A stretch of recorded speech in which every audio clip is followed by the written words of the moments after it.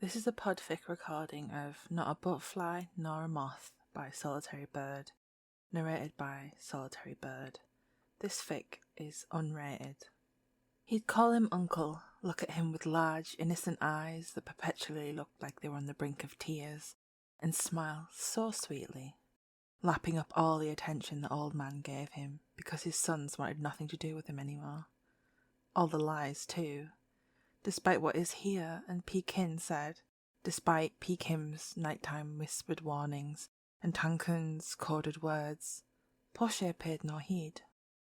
They worried he'd been taken in by the looming shadow of the patriarch's deceit, that he too would end up a butterfly pinned in Corn's collection, a chess piece all too willingly sacrificed for the game the old man was playing. The way they all had been, but Chay was not a butterfly. He wasn't even a moth, at least not yet. Corn didn't think he was old enough to guard against yet. Chay didn't even have wings worth pinning down yet. Chay was just a cute-looking, brightly coloured, fuzzy caterpillar who hadn't stung anyone yet. It was just a matter of time until the old man let down his guard and finally found out his fluffy hairs weren't quite so fluffy. Chay is cute and dumb. He plays chess badly. What does a bishop even do? He falls over running through the compound and scrapes his knees.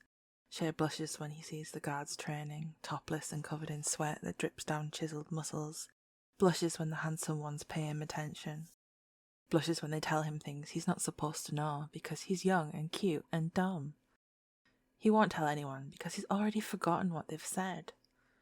P, you're so tall. Can you reach this book for me? I'm sorry I'm distracting you when you're working, but Macau put it up too high for me again. P, I forgot the pin code for my door again. P, can you tie my shoe for me? I fell over again. Porchay moves slowly, calculates proficiently the risks he's taking to do what he's about to do precisely, and leaves no evidence behind him. Maybe that was why Kim loved him so much. The stage was set. Porchay would have his revenge. Corn had taken away so much from him and Porsche, made them suffer for years when they could have had loving parents to support them.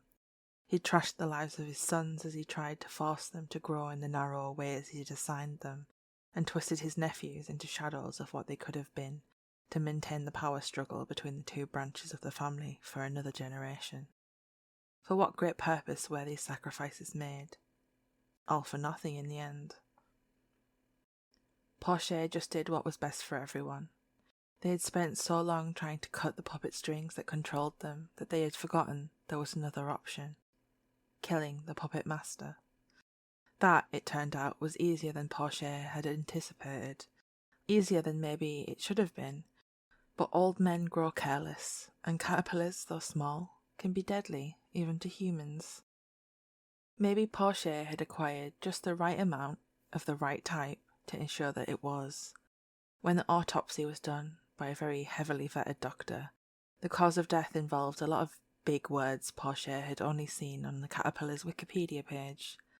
Disseminated intravascular coagulation, consumptive coagulopathy, hemorrhagic syndrome, ecchymosis, hematuria, pulmonary and intracranial hemorrhage, and acute kidney injury.